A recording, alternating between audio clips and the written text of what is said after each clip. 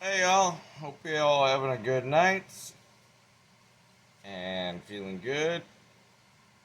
Hoping all is well in the world, at least your world. Um, Tonight I got a little story for you. Short, but I thought it was funny. So, in the last video, you heard me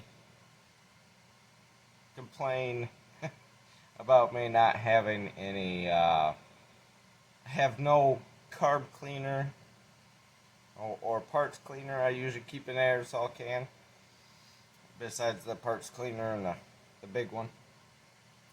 Um, so I said, I've been forgetting the last couple days. It's been kind of eating at me and kind of get a little aggravated there. I'm like, you know what? Today I'm going to remember. So I remembered. I went straight into O'Reilly's. Went straight to the back and said, Scott, I need 6 cans of each. So I got a whole case today. A whole case. 6 cans each. So, yeah, I already started using the carb cleaner already. So, carb cleaner and some parts cleaner or brake parts cleaner. It's store brand. It's all the same thing. They just word it differently. So now I have a whole case. It will last me a little while. Probably not too long, but it'll last me. And hopefully I remember. Usually, I never run out of this stuff. I never run out of it. If I'm down to 1 or 2 cans, I'm gonna get more. But anyway, today I'm gonna show you a little bit on powder coating. This, I wanted to powder coat a couple pieces of that old McCulloch 141 that I'm rebuilding. So I wanted to do the top cover plate there for the carb. So I decided to sandblast everything and powder coat it, except for the cylinder. So I'm not gonna do that. I might put some heat paint on there, some heat treated paint. So maybe I you don't see too much of it. So maybe I'll just clean it up and maybe I could do a little polish on it, something a little different, or just leave it um, in the natural aluminum state. But anyway, I also wanted to do that. Also wanted to get the bar cover on it. I want the side piece. But as you can see, there's a giant hole. It's got a crack in here. This is cracked. Back then they made these out of an aluminum and a magnesium. Oh, there's a chunk here missing now, and it's very corroded, very corroded. It's eaten away. It's like it's been set in acid or something. Even the emblem, the old McCulloch emblem, it's gone. Big chunk of it all rotted away. Kind of disappointing. I was gonna do some brazing and show you some tips on that, because this is aluminum and magnesium, and you can do some aluminum brazing. I was gonna show you on that and do some tips, but now that I'm really looking at it, it's all bent too. I did a number on it. It's been tossed around, that's for sure. Or hit or dropped or something. this stuff can break pretty easily. Sorry, my brain keeps hitting it.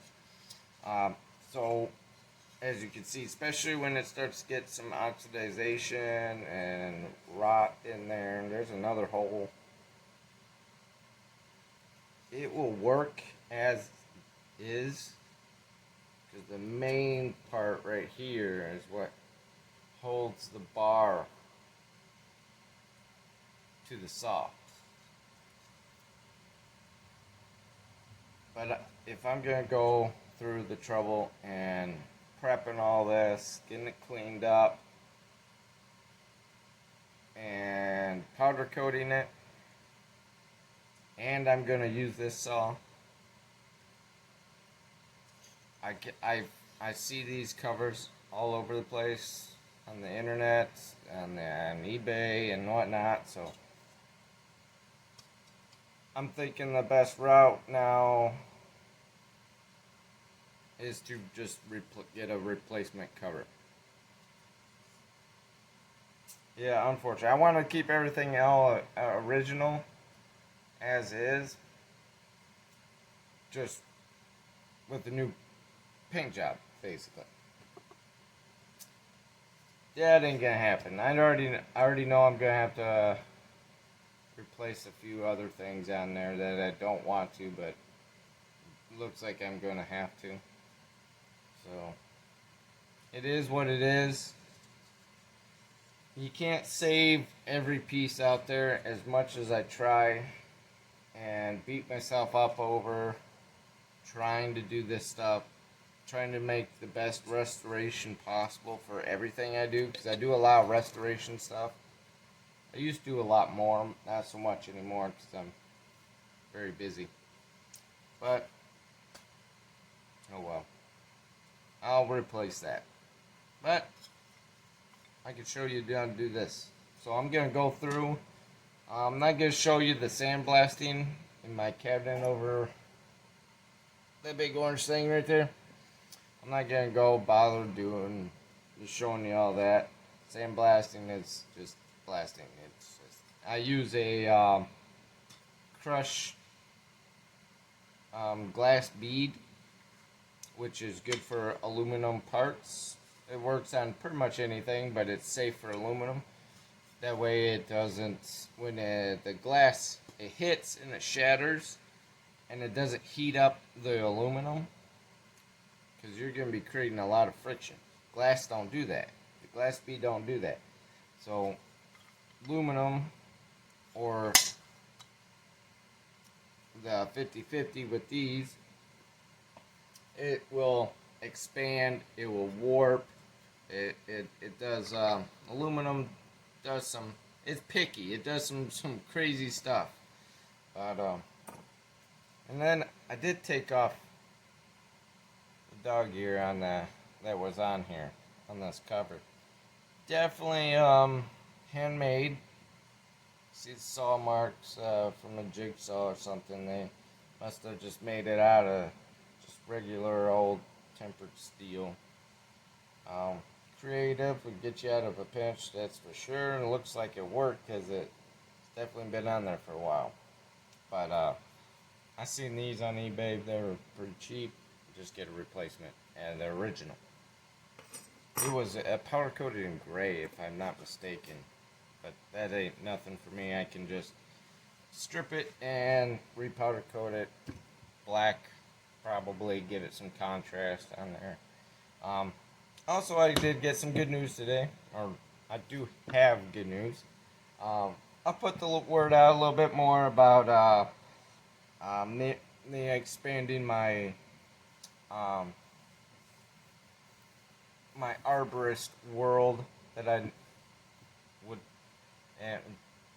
love to do. It's very exciting for me. Something I want to do, not as a job, because if you love your job, it's not a job. This is a career change for me. I'm super excited, nervous, all the above. So I got the word out, and within an hour I got 3 or 4 hits within the hour. of me posting out on Facebook. And so I do have a job set up tomorrow for an estimate and see if I get that set in concrete. It's not too far from here. Another guy wanted me to go down all the way to Lansing. For me, that's like a 4-hour ride. I told him at the moment, since I have a regular job, I don't want to go that far. And he wants me to grind down stumps too, so I don't do the grinding. I don't have a grinder. No. And I sure now I'm not going to sit there with the chainsaw and start grinding stumps into the ground and ruin chains and God knows what. So anyway, so some good news. I'm trying to get the word out. Once I get more steady and more that and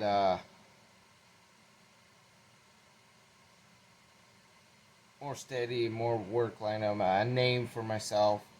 I'm going to take my LLC that I have now and open a new LLC for the tree business once I'm ready to switch over. I did talk to my lawyer that's for my LLC now, and we did add a few things under there, so I'm covered doing tree work as well. So yeah, it's a little bit of a gray area there, but legal. We'll put it that way. So I have all that getting changed over. So things are looking up. I'm ready to change. I don't want to do this stuff on the side anymore because all I do is think about getting into the wood, running the saws, and want to. That's all I think about. That's all I want to do, you know, and doing videos. I swear to God, I could talk on here all day, show you everything I do, but it would be an never-ending video. I'm actually enjoying this. Me being, I've always been a quiet person. I've always been back by myself. I'm more of a watcher than I am a doer, or not doer, but I watch people and I'm a bit of a profiler, I guess you would say. I like to watch people, not in a creepy way. Get that straight. um, but more as, nah, I don't put myself into situations. Now, if I get invited, yes, I'll join. If I feel comfortable with that person, I read people. I can, once I meet you, I can tell you within the first 5 minutes what kind of person you are. That's the way I've always been. I'm a bit of a loner. Not so much now that I'm getting older. More that I don't. Not that I'm less of It's hard to word it. Yeah. Anyway, I'm sure you know where I'm getting at. But anyway, I don't get going. Oh, I do have something else. I went to TSC to get some chicken feed for my chickens. Now, TSC has their own line of different saw stuff, or they carry this line, I should say. I don't know if it's theirs. It's called Country Line. They sell bars now and tools and for your saws and files, all kinds of stuff, and chains. And I didn't have a problem before on my old little newer saws that I had in the past of their chains, their full house chains. I just saw their they have a, well, they call it semi chisel chain. So your skip tooth chain, um, which I'm more familiar with, they are selling them now.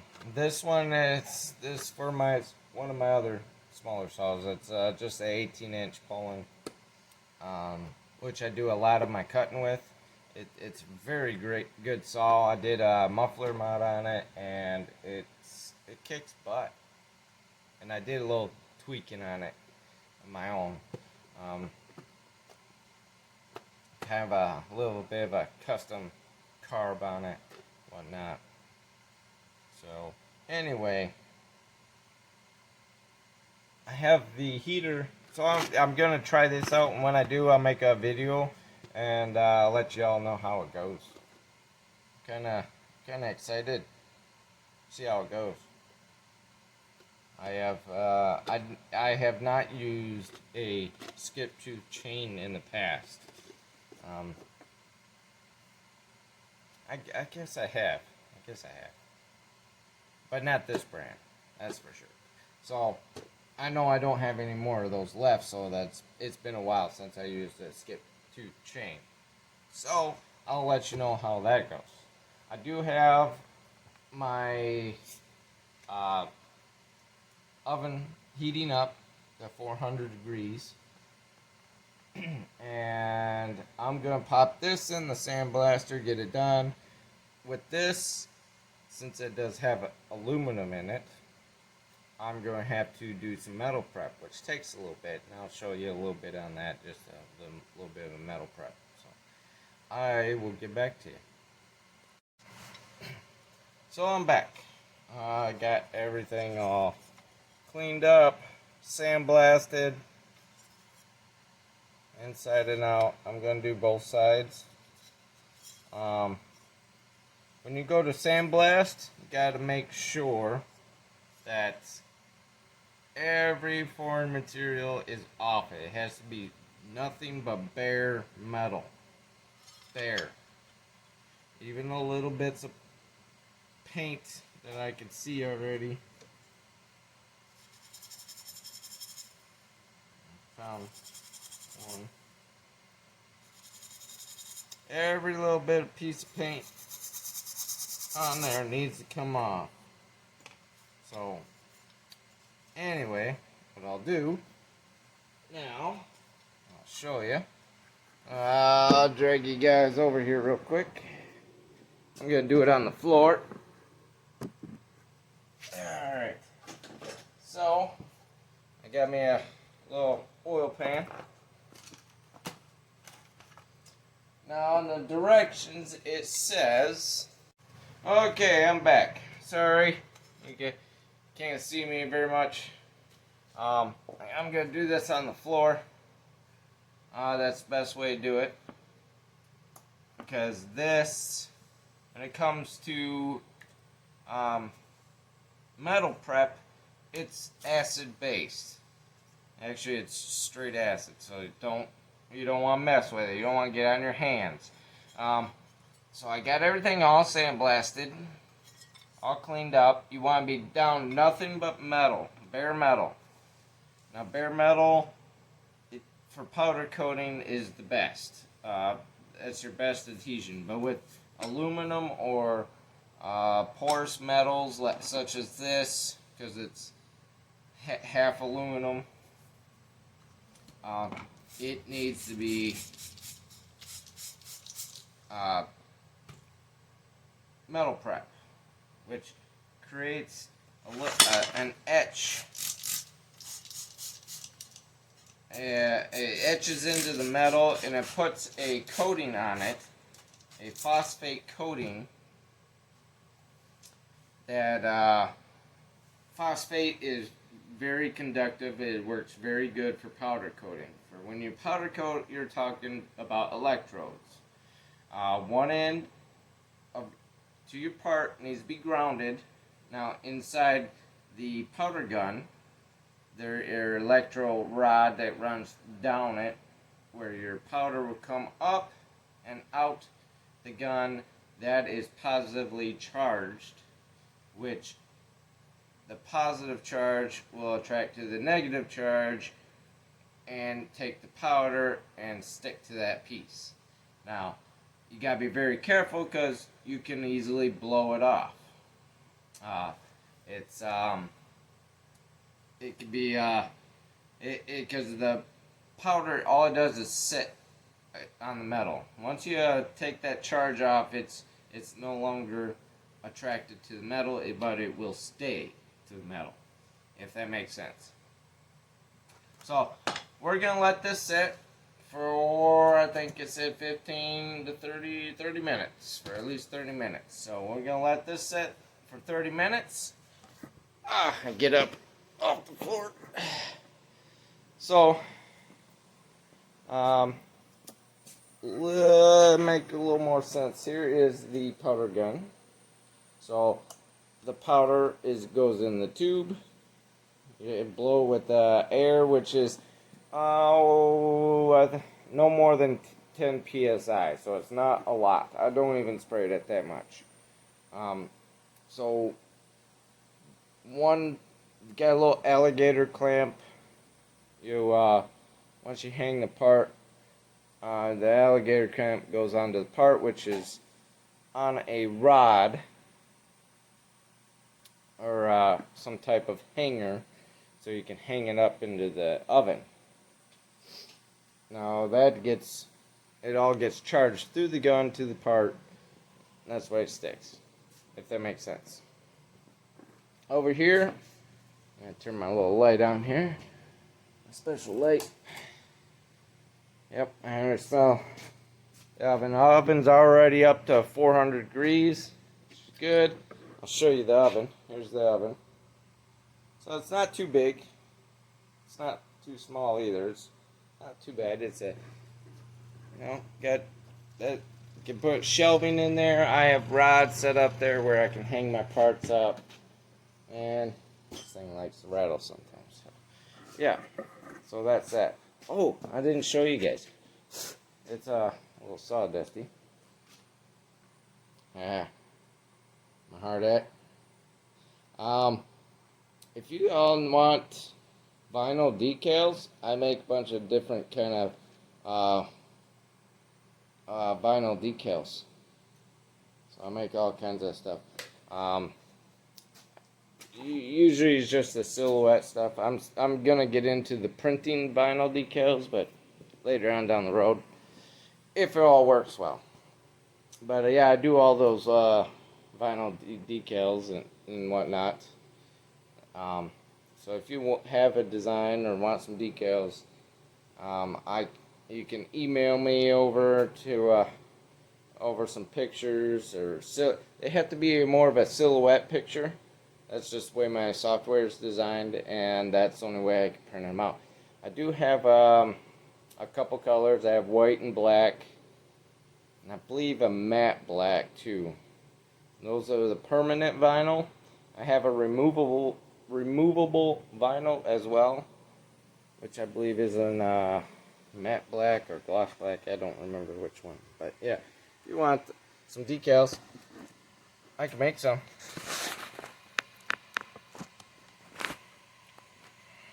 So, yeah, we're gonna let that set for about half an hour. I'm gonna go load up the stove and get my powder all set up into the gun. So I gotta fill it up in the little tube there, and it's a pretty short process. Yep, so I'll get back to you. Yeah, wear gloves when you use that metal prep, because I'm already feeling it just from spraying it out of the bottle. Yeah. All right, I'll be back. Okay, excuse me, I'm back. All right, finished up cleaning up. It should turn like a dark gray when you're done with the metal prep.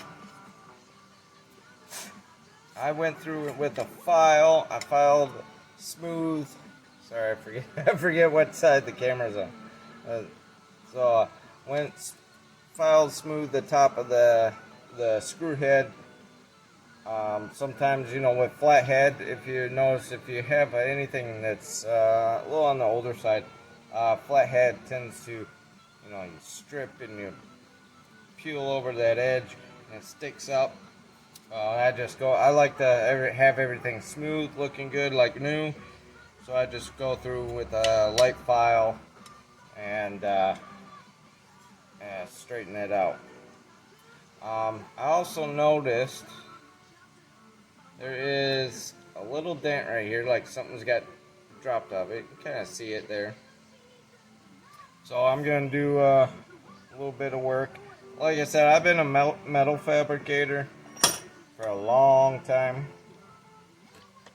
So this kind of comes hand in hand for me. But little ball peen hammer. This was my grandpa's. Still works good. So I like to use that for my metal finishing stuff. Now I'll just set on something flat. I got my vise here. Sorry if you bounce around a little bit. Just give it a couple little love taps. Check it. So got a nice straight now. There we go. And when that's all said and done, let's go ahead, go through. I like to use wax and grease remover, which I have in a little special bottle. This metal prep, I like to clean off, neutralize it when it's done with some spray it down with some wax and grease remover. You can use brake cleaner, any kind of type cleaner like that. I just like to use wax grease remover. That's what I use a lot. It's just what I'm used to. Alright, so I made up a little hook. It's a little lean heavy to one side. Gotta remember what side it leans a little bit more towards. But other than that, try to feed it through a hole. I'm just going to go right through that screw head that had the hole in it. Yep, so we need to go the other way. Alright, and I made a D shape in the bottom of that wire. That'll help keep your part, keeps everything away from the part, so you're not touching it, which is nice. Okay. So what we're going to do, I'm going to probably stop you so I could get a good camera angle here. And we're going to hang it on the rack to be sprayed with the powder. Okay, right now I just got a little setup over here until I get my shop all set up, which would be nice. So, anyway, I got you all on an angle, don't I? Sorry about that. There we go. Alright, so we got the part hanging. It's on a metal rack, which here is the ground. Goes on that metal rack. Now that will travel through this wire and the part, which is touching the part. That way you have a good current. Alright, got my little my gun all plugged in, set up, got the yellow. Give it a little shake, make sure all the powder's loose. Now, this little button here, that activates the electricity, the current. So, I'm going to shake it. You know what? It helps if I have the air line hooked up. Yeah, what a genius. Alright, so push the button. We're going to give it a little spray. Probably turn up the air a little bit. Alright, this is a dual current powder coating system I have, so I'm going to turn it up. That way we get a good current, good powder coverage. Yep, and we're just going to hit it with the yellow. I'm gonna do all sides. This yellow will flatten out and be nice and glossy. The heat kind of just smooths it right out. So yep, I'm gonna get a good coverage. It don't look too bad. A little bit of powder buildup in the little area. Like I said, this stuff will blow off really easy. Yep, I'm just gonna come to the back side. Kind of give it a good coat here.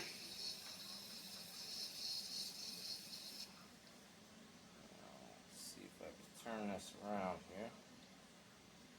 Let's do that. Yep. If you get too close with the gun, it'll give it a little electric spark. Yep, don't want that because it'll burn it. Could cause a fire. I got yellow everywhere now. This yellow don't come out very well.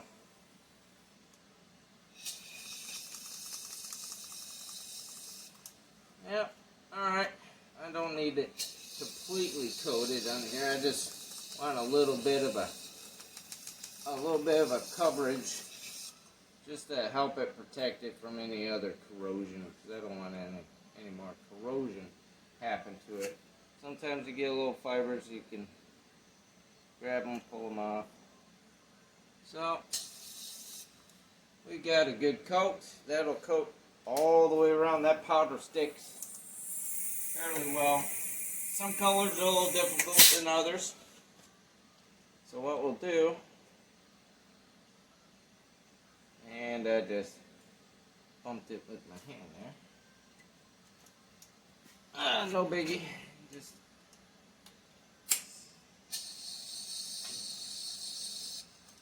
do that. Alright. We'll take the part. Now this will sit in the oven for about 10 minutes. So I'll get you set up over here. Oh, look at that. Good. Decent angle. So I'll set my timer. I'll go to 11 minutes, give that a little minute to warm up, back up a little bit to temperature. So we'll just put this in here. That'll hang just like that. Close the door before we lose our heat. Start the timer, and that's it. Once its timer goes off, it'll come out with all glossy, smooth cover. You'll see it at the end, and we'll just let it cool. And it's a little smoky in here. I got my air cleaner turned on. This is why I need a little booth set up with a filter, usually a household filter, a furnace filter. Here, set up a little booth. That way it'll get all sucked into that filter and not all over the place. Not good to breathe in either, by the way. Yeah, see? Luckily it's just powder. I take shot vac, suck it all up, and you're done. So I will get back to you guys in about 10 minutes. And we'll take a look at it. That's pretty much all I'm going to do tonight. I got everything else cleaned on the Eager Beaver. I got everything cleaned. All in its own little pile. Nuts and bolts and all that were wire brushed, cleaned up. Put on the wire wheel. So that's all ready to go until I have no idea what that was. So yeah, just I'm just waiting on the carb kit to come, which I ordered the other night. So, and I did order a new oiler pump, a pump oiler. because that one I'm not so sure about. It didn't work as smooth as I wanted it to. So I'll probably end up taking that back off and then replacing it with the new one. So anyway, I'll see you in about 10 minutes. Alright guys, I took a little sneak peek, kind of keep an eye on things. I don't think it turned out that well.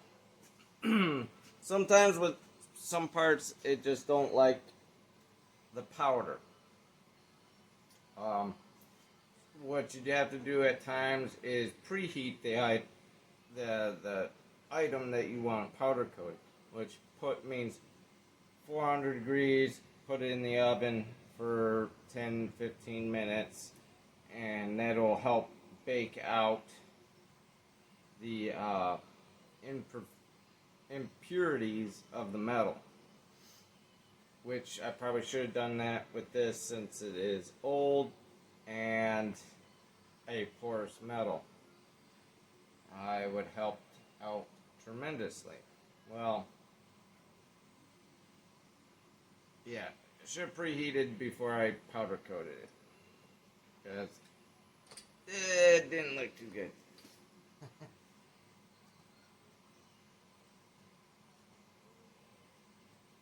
Yeah, it didn't turn out as good as I thought. The camera don't do it justice, really. So, what ended up happening is I should have preheated. Seeing the light there? All that bumpy stuff? Yeah. That's the impurities coming out of the metal. Okay? That's not good. Not good. But it happens. It's part of powder coating. These things happen. Not that big of a deal.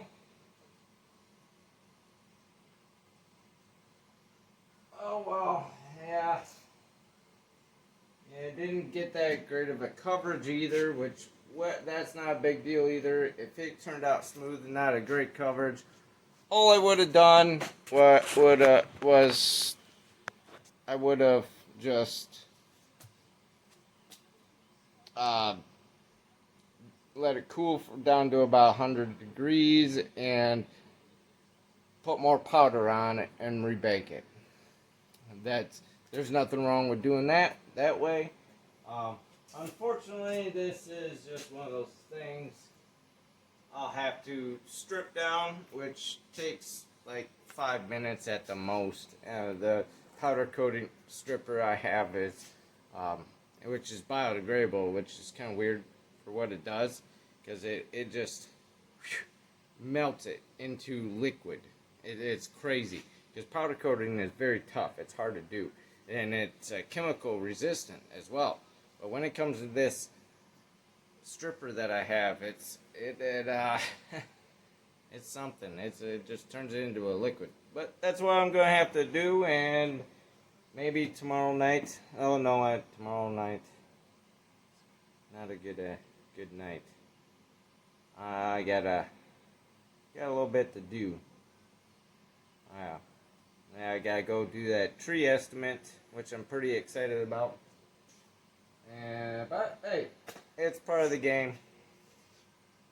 Nothing you can do about it except for redo it, you know. So no big deal. That is it for me tonight. I'm getting a little dizzy and a little nauseous for some reason. I got new glasses the other night, so I'm trying to get used to it. I haven't had new glasses in like 8 years, so I had to get new glasses. My eyeballs are still trying to adjust to it, so part of age, I suppose. But it happens. Alright, well, that is for me tonight. It is almost, I think it is a little past midnight here, so I gotta get to bed and up early in the morning and go to work. Yep. Alright, y'all be kind, be safe, keep your saw on the wood, and I will see you in the next video. Not sure when, but I'll see you. Y'all take care.